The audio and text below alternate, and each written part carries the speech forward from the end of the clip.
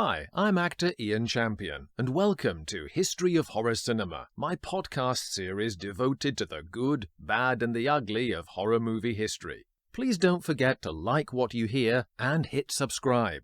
I have such sights to show you. The Man They Could Not Hang, 1939.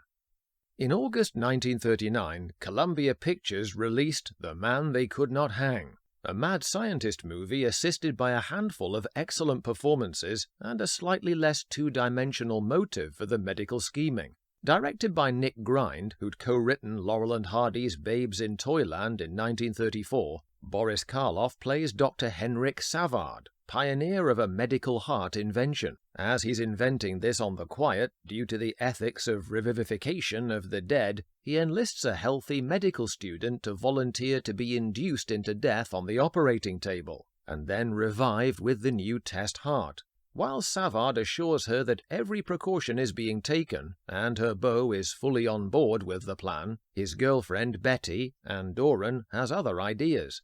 "Don't you realize he's going to kill you? You're going to die!" Since alarmism seems to have no effect, Betty goes to the cops who raid the laboratory, causing her man to die mid-operation before life can be restored. In the ensuing trial, Savard's kindly bedside manner is replaced by the wrath of his denied underlying god complex. He castigates her meddling as the treachery of a stupid woman, but saves his bitterest denouncements for the judge and jury for seeking to kill a man whose only offense is to bring life to darkness. Karloff gives a strong and impassioned performance as usual, transitioning from sincere and well-meaning to full-throttle megalomania without descending into ham. We are in no doubt, though, that the medical gloves will be off if he gets his chance to be revenged upon his executioners. Sure enough, that opportunity comes courtesy of his assistant Lang, the immensely busy character actor Byron Falger, who is equally as intense and convincing as Karloff. Under the radar, he is permitted to get consent from Savard to donate his body to science, which means his mentor will become his own guinea pig for the revolutionary surgery. Savard goes from death row to escaping from Death Valley post-hanging by successfully being operated upon by Lang. His last words before execution, "Though my life be taken, my work will not be left undone," ring true as he schemes to be revenged on those who killed him. Scoop Foley, Robert Wilcox, is a wily reporter who spots a connection between a rash of 6 suicides by hanging breaking out over the city. His editor misses the homicide angle, preferring to dream up sensational headlines about a Savard curse.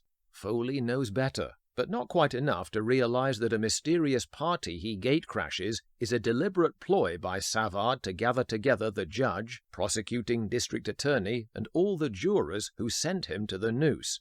Here the plot echoes 1934's The Ninth Guest, in its conceit firstly of the villain turning into a disembodied voice, informing his guests of their inability to avoid being gradually killed off one by one, and the device of the electrified shutter, which claims the life of the judge, his first victim. There's a neat reversal by Savard's beloved daughter, Janet, Lorna Gray, who, in attempting to force her father to release the remaining guests, threatens to fry herself on the shutter, thus willingly giving her father power over her life and death against his will. Sadly, her bluff is called and she dies. In his grief, Savard once more uses his technology to revive her. However, he is struck by a very last minute, of the film, attack of conscience, and in shooting a hooked-up flask of serum, ruins his own handiwork for the last time. By now, despite being ever grateful for the boost to his career caused by recognition in the horror genre, the limits of the association were beginning to tell on him. He told the Los Angeles Times during the filming that, although he was a gentleman who loved his garden and animals, what does it get me? Queer stares from strangers and even more unusual glances from friends. Every time I walk into a room, there is a noticeable lull in the merrymaking. However, Karloff would go on to enjoy another 3 decades of popular longevity in Hollywood, regardless of this perceived downside of his position. Thanks for listening, and if you like what you've just heard, don't forget to click so, and please hit subscribe. If you build it, they will come.